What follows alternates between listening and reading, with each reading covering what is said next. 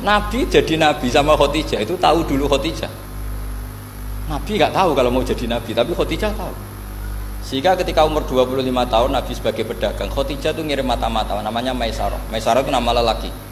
Saya tambahin lagi Maisarah nama lelaki. Nanti kalau kamu artikan nama perempuan, oh berarti Nabi kemana-mana punya perempuan. Enggak, Maisarah itu nama lelaki. Maisarah dikirim Khadijah. Terus gimana Muhammad di perjalanan? Tudhilluhul ghamamah tuti'uhus sahaib. Kemana-mana dipayungi oleh mega, oleh awan. Sekian informasi ke Rasul ke Khadijah itu dimasukkan semua ke Khadijah. Tapi betapa kecewanya Khadijah ketika Nabi nikah umur 25 tahun, Khadijah umur 40 tahun. Itu kok gak jadi nabi. Itu mulai kecewa gitu, sido jadi nabi tau ora. Makanya ketika tahun ke-40, berarti Nabi umur 40, cerita ketemu tadi Jibril, sebenarnya Nabi gak tahu itu Jibril, gak bilang Jibril. Itu Khadijah senengnya bukan main. Karena apa yang dibayangkan dia terjadi. Di cara ilmu tasawuf itu kemapanan itu harus ada yang ngritik. Tapi orang niat gedeng, tapi ben urip gak nyaman mbek makhluk, ngono nek nyaman mbek makhluk balik ning Allah Subhanahu wa taala. Makanya kalau ning hikam apa patah, kamu akan sakit karena gesekan sosial. Kenapa kamu dibikin sakit? Supaya tidak nyaman dengan makhluk, kemudian balik ning Allah Subhanahu wa ta'ala. Setelah balik itu terus kita hanya nyari ridhanya Allah ta'ala. Mergo ridhon nas khoyatun natudrok. Kepengen disenengi angger wong itu satu cita-cita yang nggak akan sampai. Kalau ada orang cerita tentang aib kamu, bahwa kamu itu tukang drengki, tukang hasut, provokator, kamu tersinggung nggak? Ada orang menyebutkan aib pada diri kamu. Normalnya orang kan tersinggung. Kata Imam Ghazali, Anda bisa gak tersinggung dengan cara berpikir begini. Lau akhbaraka rajulun bi anna tahta jubbatika hayatan aw akroban sing tahuka. Terus atas kuruhu amla. Kalau ada orang memberi kabar kamu bahwa di bawah jubah kamu atau di bawah baju kamu ada ular yang berbisa atau kalajengking yang menggigit yang berbisa. Ada orang ngasih kabar itu, kamu terima kasih apa marah? Terima kasih, karena dingertikan sesuatu yang bahaya pada diri kamu. Nah harusnya ketika ada orang cerita bahwa kamu itu tukang hasut, tukang mengkafirkan orang, tukang provokator, itu kan penyakit yang membahayakan kamu di akhirat. Harusnya dikasih tahu itu senang. Karena hal yang sama kalau fisik, yaitu kalajengking dan ular, kamu senang kalau dikasih tahu. Kenapa kamu ketika dikasih sesuatu yang bahaya bagi akhirat kamu malah tersinggung? Saya termasuk orang yang fanatik baca wiridan sebelum tidur. Jadi jangan kira kalau Selasa sholat jarang wiridan, nggak punya wiridan di tempat lain, itu sangat suudzon yang menyakiti. Saya punya cara sendiri untuk ingat Allah, itu terutama mau tidur. Sampai istri saya itu protes, Gus nak bersolat tahu mau nyekel tasbih nabi tidur. Saya punya tasbih lupa jumlahnya semuanya di kamar tidur. Ini sekaligus ijazah entah pamer kebaikan tidak tahu saya. Pokoknya sudahlah husnudzon saja. Suudzonu iblis. Karena mau tidur saya pikir kalau tahu-tahu saya bangun terus ketemu mungkar nakir terus kayak apa. Sehingga Rasulullah itu ngajari kita luar biasa. Bismika wa du'tu jambi wa bismika arfa'u. Kalau mau tidur doa apa populernya apa? Bismika Allahumma ahya bismika amut. Hafalnya gitu tok. Saya hafal banyak. Allahumma rabbas samawati sab'i wa rabbal arsyil azim rabbuna wa rabbu kulli syai' falikal habbi wan nawa. Allahumma antal awalu falaysa qablaka syai' wa antal akhiru falaysa ba'daka syai' wa antal dhahiru falaysa fawqaka syai' wa antal batinu falaysa dunaka. So, itu tak baca sampai tidur. Saking kadang takutnya sama Allah, akhirnya nggak bisa tidur. Kadang sampai 3:30 apa terus tidur baru setengah jam terus subuh. Jadi kalau melihat tren itu kayaknya saya bakat wali itu kalau trennya seperti itu terus. Tapi sayangnya tren seperti itu jarang warset makanya terus tidak jadi wali-wali gitu. Allah itu mencegah kamu, melarang kamu mengklaim barang yang tidak milik kamu. Padahal sama-sama miliknya makhluk. Misalnya Mustafa punya mobil, aku milik saya boleh enggak? Boleh enggak sama siapa saya? Enggak boleh kan? Mustafa punya rumah, aku milik saya boleh enggak? Enggak boleh. Kalau mengaku miliknya orang sama-sama makhluk saja enggak boleh, apalagi kamu ngaku-ngaku hal yang milik Allah. Misalnya sifat menentukan nasib itu milik siapa? Allah. Menentukan su'ul khotimah atau husnul khotimah itu milik siapa? Kamu tidak boleh. Misalnya gedeng orang, oh wong ngono iku mesti sul khotimah. Lho sing nentukan itu milik Allah. Wong ngaku barange wonge ora oleh apa meneh ngaku sing hake Allah Subhanahu wa taala. Jadi sebetulnya nak ngendikan ya normal saja. Mungkin nak iman tenan ciri utamane rukuk, ciri utamane sujud. Saiki mboten. Orang itu tidak nikmati rukuk dan sujud. Bedino sholat tetap ngeluh, ora di duwe utangnya akeh. Mestinya ketika nganggap sujud itu segala-galanya, ditakdir sujud itu senengnya bukan Nabi itu nak nyifati sujud saking senengnya. Hatta takuna sajdatul wahidah khairan minad dunya ma fiha. Sehingga satu sujud lebih baik dari dunia dan seisinya. Coba sekarang, nanti kamu di akhirat, identitas kamu yang menjadi sah masuk surga itu hanya sujud kamu. Tapi kita sujud itu biasa wae, seakan-akan ndak nikmat Allah yang luar biasa untuk duit akeh. Nah, termasuk cara kita melihat kehidupan. Ada doa Rasulullah SAW yang luar biasa, ya Allah, jadikan kehidupan ini sebagai penambahan saya untuk berbuat baik. Wal mauta rohatan li min kulli syarrin. Kalau engkau takdir mati, ya anggap mawon ini mati itu berakhirnya semua potensi keburukan saya. Orang itu kan potensinya dua, buruk betul atau potensi buruk.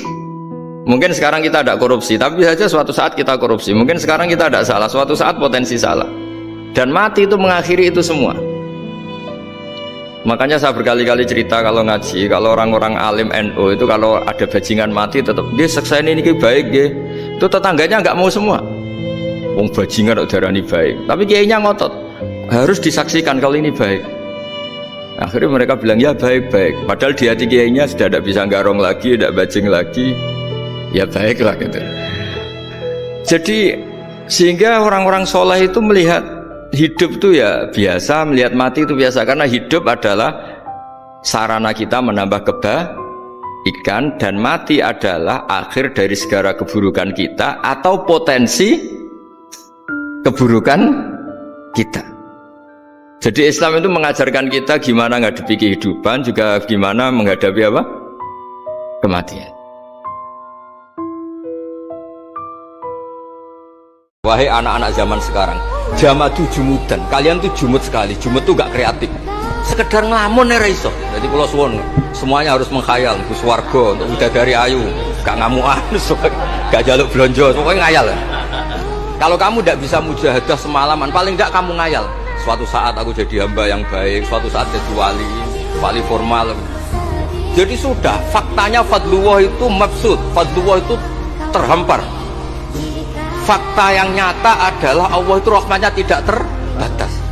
Jangan sampai karena dosa kamu, salah kamu, ghaflah kamu, kemudian kamu angen-angen saja tidak bisa. Kamu angen-angen itu bukti yakin bahwa peparingnya Allah, pemberian Allah itu tidak terbatas.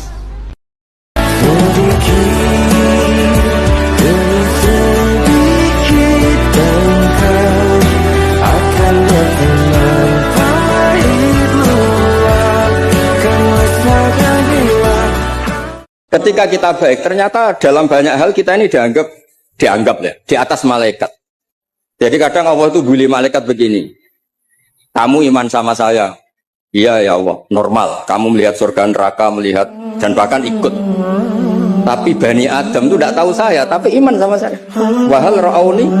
Enggak. Enggak tahu saja seiman itu. Kalau wiridan sampai nangis, enggak tahu.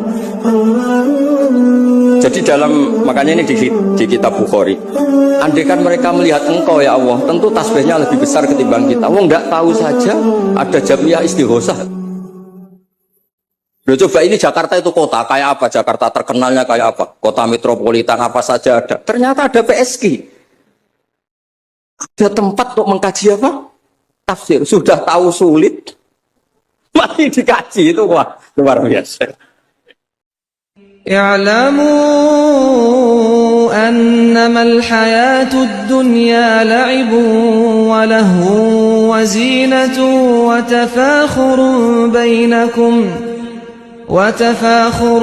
بينكم وتكاثر في الأموال والأولاد كمثل غيث أعجب الكفار نباته ثم يهيج فتراه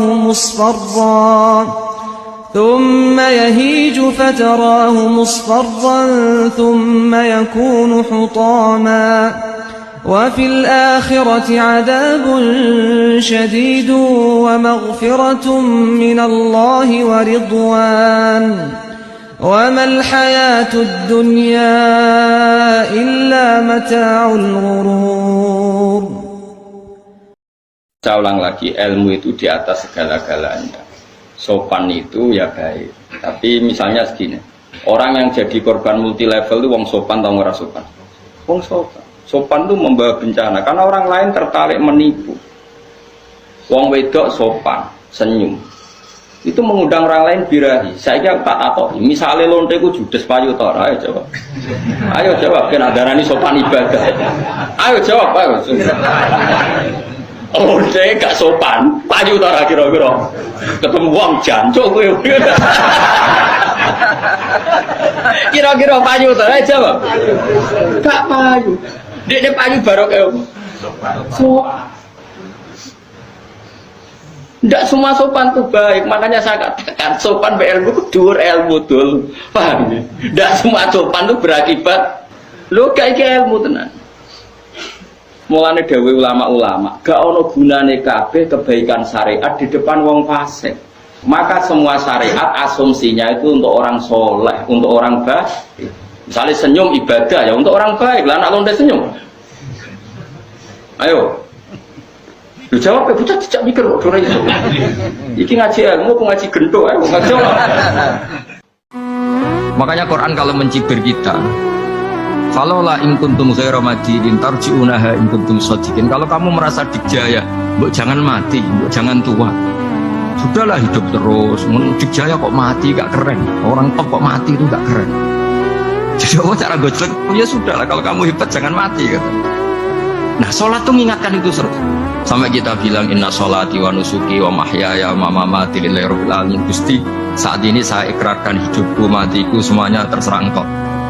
Nah, lagi-lagi tadi ketika kita bilang cincin ini lebih kuat ketimbang kertas, Anda salah. Karena itu hanya secara materi. Kuat tidaknya terserah yang mengendalikan. Karena saya punya rencana menghancurkan cincin ini, besok mau saya lebur, sementara saya mau mengabadikan kertas ini. Nah, disinilah terus kita diajari misalnya di surat Yasin yang populer, Allah itu siapa? Allah itu subhanalladzi biyadihi malakutu kulli syai', yang mengendalikan semua sesuatu. Makanya sholat itu menjadi penting. Hidup kaya raya, sejahtera, jabat, orang lain anak buah semua. Ternyata itu nggak penting ketika kita di akhirat. Yang penting adalah Anda meninggal dalam keadaan menghamba kepada Allah Subhanahu wa Ta'ala. Saya berkali-kali ngaji, kalau saya berkali-kali bilang, andai kan hati kita nanti direkam Allah, nanti di akhirat sudah direkam, orientasi kita direkam nanti. Pak Agus misalnya ingin punya mobil, punya rumah mewah, punya apa, terus orientasinya gitu. Di depan Tuhan yang menyuruh kita, mensyariatkan kita, inginnya itu ya jadi hamba Allah terbaik, jadi kekasihnya Allah, jadi hamba yang bersujud, dari hamba yang bersedekah. Jadi ini kan tidak sambung, ada cita-cita versi Allah yang dianjurkan Allah, yaitu bercita-cita jadi hamba yang soleh, yang bermanfaat, yang memanfaati orang banyak. Kemudian ini ada cita-cita yang hadzun nafsi, ingin mapan semua orang anak buah. Hal-hal seperti ini itu harus kita jaga, jangan sampai terjadi. Makanya di semua kitab, pertama mendahulukan bab niat itu ya faman kana hijratuhu ila Allah wa rasulih fa hijratuhu ila Allah wa rasulih. Orang baik itu orang yang orientasinya itu menuju Allah Subhanahu wa Ta'ala. Lalu yang kurang baik adalah orang yang orientasinya itu ya harta, perempuan, pokoknya inginnya itu hal-hal yang kepentingan dirinya sendiri. Nah, lalu kenapa kita kadang tidak tahu? Ya tidak tahu itu karena tadi kita kalau tidak wiridan itu tidak punya efek samping kan. Tapi kalau kamu nggak punya uang kan terus lemes. Karena ngerti itu terus uang itu penting, wiridan tidak penting. Nah, dari kesimpulan itu sebenarnya kita menjadi bodoh. Karena menjadi bodoh ketika Anda meninggal ternyata uang ini nggak penting, wiridan ini penting. Tapi tahu kita terlambat setelah kita meninggal. Ketika Fatihah turun itu iblis kesakitan. Kayak orang sakit gigi lah, tersiksa sisanya karena turunnya surat apa? Al-Fatihah. Artinya kalau Anda baca Fatihah dijiwai, maka Anda melemahkan setan, melemahkan iblis. Jadi ketika Fatihah itu turun, iblis itu terkapar lah kira-kira. Sampai dijenguk banyak setan. Jadi kamarnya di ICU lah kira-kira gitu kalau sekarang itu. Entah COVID entah enggak tahu. Pokoknya di ICU sampai dijenguk banyak setan. Enggak tahu bawa apel apa enggak tahu. Pokoknya dijenguk banyak setan. Nah nyangoni karena ini apa? Ketuanya apa? Pingsan, sakit. Di iblis itu sakit sampai dijenguk anak buahnya setan-setan. Saya ini bukan sakit fisik kata iblis. Kamu enggak usah jenguk saya, datangkan dokter terbaik, enggak usah. Saya ini enggak sakit fisik. Saya ini sakit karena ada surat yang diturunkan. Yang pahala yang melafadzkan surat itu pasti selamat dari neraka. Padahal misi terbesar saya ini supaya manusia masuk neraka. Sekarang punya tamengnya. Ya sok lah itu. Kalau orang di Jawa itu bilang sok. Aduh sial nasib saya ini umat nggak bisa saya goda lagi karena punya tamengnya tadi punya. Khotbah tolakai dukum wa makrukum. Rekayasa kalian sekarang itu tidak ada gunanya semua. Nah ini alhamdulillah di Indonesia kelihatan kan banyak yang miskin, banyak yang susah. Tapi selagi mereka masih sholat, itu keinginan mencari halal itu masih tinggi. Kayak apa kita di tengah kota, jauh dari anak istri, jauh dari tetangga. Biasanya kalau orang jauh dari anak istri, tetangga kan sakar PDW. Tapi yang soleh masih banyak, sudah jauh dari keluarga tetap lurus. Loh kalau yang dekat lurus kan wajar, konangan wong akeh kan. Ini sudah jauh masih lurus. Nah ini nggak lepas dari barokahnya surat apa? Surat Fatihah. Jadi karena ada surat yang menjamin pelafalnya atau qailiha terbebas dari api neraka. Kita disuruh doa sama Allah. Rabbana la tu'akhidna in nasina waqtan. Ya Allah, suatu saat kita salah, jangan kasih sanksi loh. Oke, mau oke. Itu lu itu kok udah enak gimana? Sebelum kita salah, terus naikkan kontrak sama Allah dan Rabbana la tu'akhidna in nasina aw akhtana. Ya Allah, jangan jatuhkan sanksi kepada kita jika suatu saat saya lupa atau salah. Qala na'am, Allah jawab nah. Makanya Nabi senengnya bukan main tentang apa? Saya diberi hadiah akhir surat. Wong belum salah sudah ada perjanjian la tu'akhidna in nasina aw akhtana. Sama Allah dijawab nah, yo mat, umatem nak salah orang langsung tak siksa. Aman. Maksudnya dinten tobat aja terus salah terus. Wa man yaghfiru dzunuba illa Allah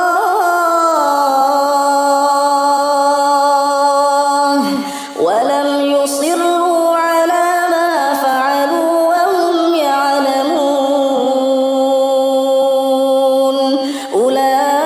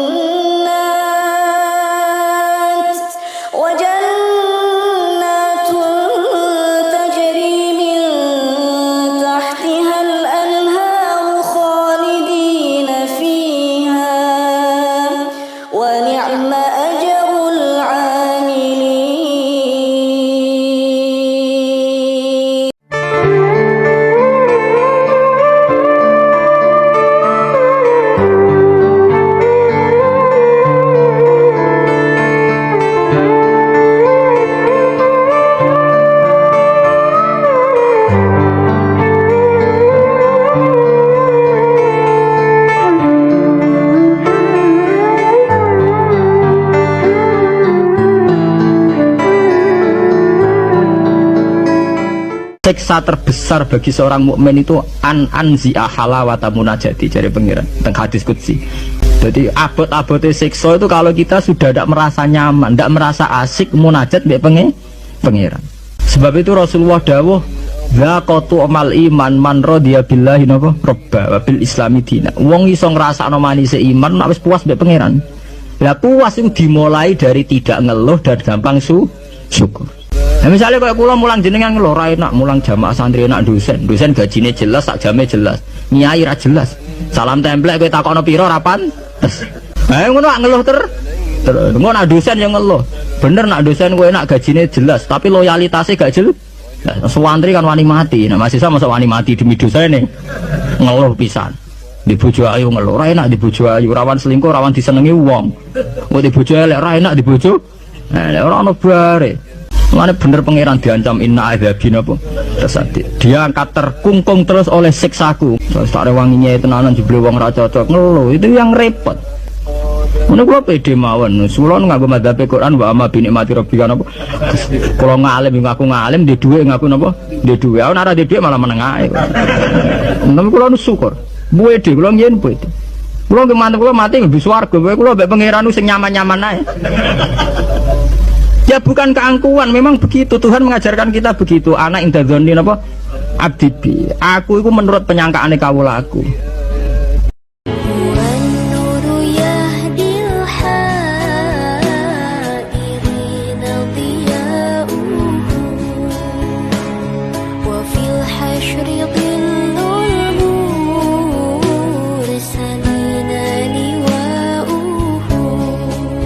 Di sini juga ada kalimat misalnya ada beberapa kelompok sing Allah itu ngendikan la yukallimuhum wa la yanzuru ilaihim. Allah melihat saja enggak mau. Ngendikan saja enggak mau.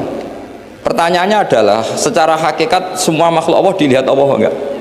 Dilihat. Tapi ada ayat wala yanzuru ilaihim. Makhluk-makhluk seperti ini tidak dilihat Allah. Nah, makna tidak dilihat adalah tidak dipedulikan. Hakikatnya Allah tetap melihat. Jadi ayat itu hanya menunjukkan betapa bencinya Allah sama kelompok itu sampai diistilahkan Allah tidak berkenan melihat. Jadi gak usah dimafhum gini. Oh beneran Allah gak delok aku maksiat ra konangan wae kasus kalau seperti itu. Lah ini memang itu balaghah. Jadi ilmu-ilmu yang harus dianalisis secara balaghah. Jadi ada kelompok-kelompok yang menjual belikan agama atau melakukan kejahatan atas nama agama. Yasaruna bi ahdillahi wa aimanihim samanang qalila. Itu orang-orang ini akan dihukum, kata Allah hukumannya adalah la yukallimuhum wa. Allah tidak berkenan ngendikan, juga tidak berkenan melihat.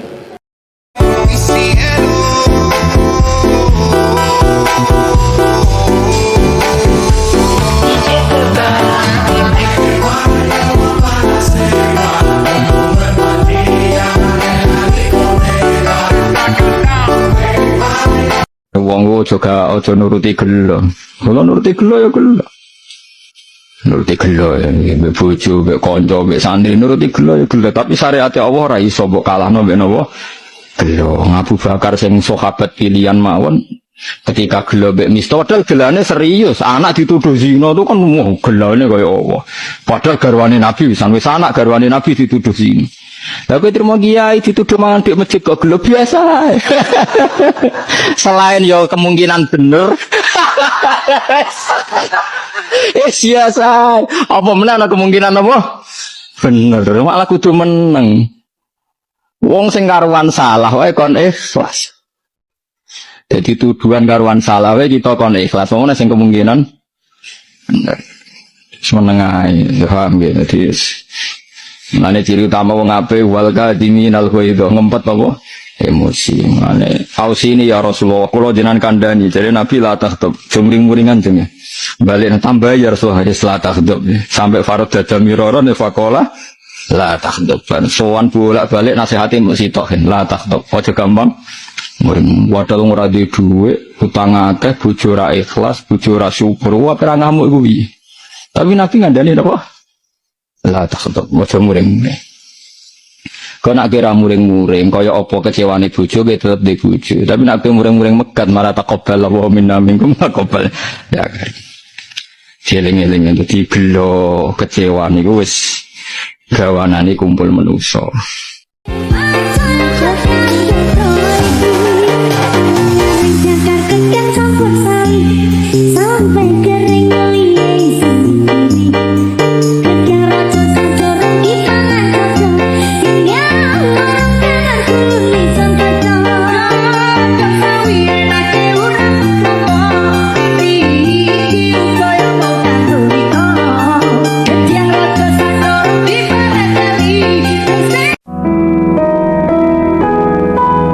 Sekampang kuwi caramu ngapusi rasa atimu saiki aku dhewe neng kene ning sepi tanpa tresnamu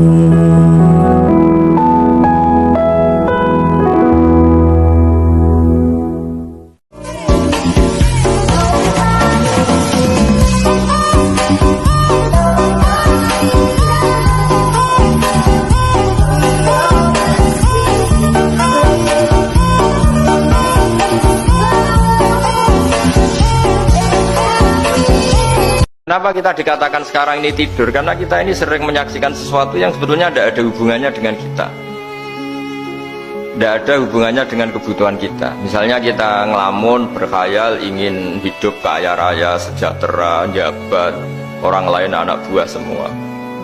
Ternyata itu nggak penting ketika kita di akhirat. Yang penting adalah Anda meninggal dalam keadaan menghamba kepada Allah Subhanahu wa Ta'ala. Saya berkali-kali ngaji, kalau saya berkali-kali bilang, andai kan hati kita nanti direkam Allah, nanti di akhirat sudah direkam, orientasi kita direkam nanti. Pak Agus misalnya ingin punya mobil, punya rumah mewah, punya apa, terus orientasinya gitu. Di depan Tuhan yang menyuruh kita, mensyariatkan kita, inginnya itu ya jadi hamba Allah terbaik, jadi kekasihnya Allah, jadi hamba yang bersujud, dari hamba yang bersedekah. Jadi ini kan tidak sambung. Ada cita-cita versi Allah yang dianjurkan Allah, yaitu bercita-cita jadi hamba yang soleh, yang bermanfaat, yang memanfaati orang banyak. Kemudian ini ada cita-cita yang hadur nafsi, ingin mapan semua orang anak buah.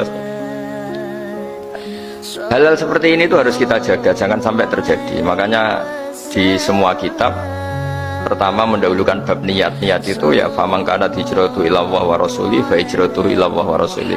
Orang baik itu orang yang orientasinya itu menuju Allah Subhanahu wa Ta'ala. Lalu yang kurang baik adalah orang yang orientasinya itu ya harta, perempuan, pokoknya inginnya itu hal-hal yang kepentingan dirinya sendiri. Nah lalu kenapa kita kadang tidak tahu?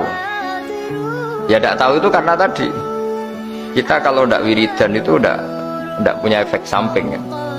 Tapi kalau kamu nggak punya uang kan terus lemes.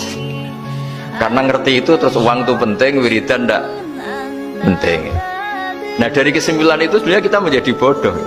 Karena menjadi bodoh ketika Anda meninggal ternyata uang ini nggak penting, wiridan ini penting. Tapi tahu kita terlambat setelah kita meninggal.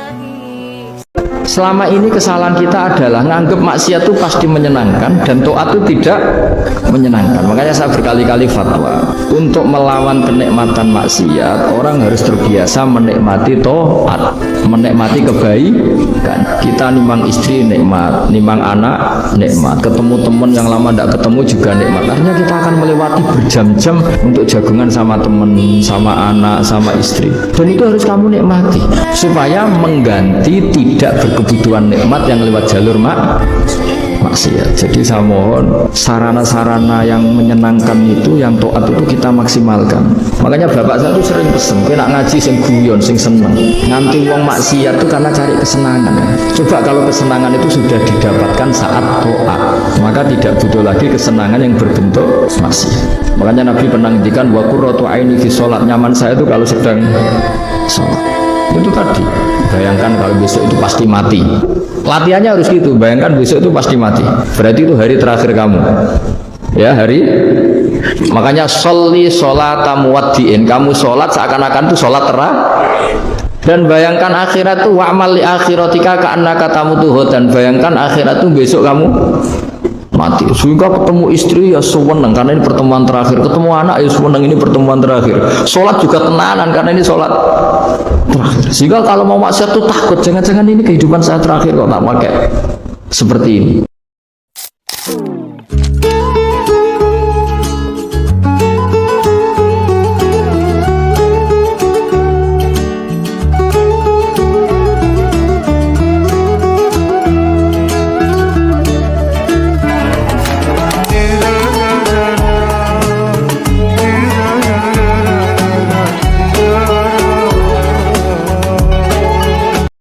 Ketika kita dosa, misalnya kita dosa, orang Islam setiap dosa itu pasti ingat salahnya, kemudian istighfar. Dan ketika satu kebaikan dibandingkan keburukan, itu kata semua ulama, karena sayyi'ah itu bernilai 1, kebaikan bernilai apa? 10. Itu masih surplus berapa? 9. Jadi itu cara berpikir Abu Hasan Asyadzili. Kenapa kamu harus berpikir positif tentang Tuhan? Sekali berpikir tentang negatif, itu bahaya betul. Misalnya begini, kamu berpikir tak rewangi jadi kiai, sujud, rukuk, ternyata aku tetap lebu neraka, gunane apa? Itu menurut saya kan nggak punya akal. Sujud itu satu kelaziman menghamba kepada Allah. Normalnya seorang hamba itu ya sujud. Kemudian gara-gara kamu ingin masuk surga, terus logika kamu dibalik, gunanya apa saya sujud? ternyata saya masuk neraka. Itu pertanyaan yang benar-benar bodoh dan itu menjadikan Allah benci.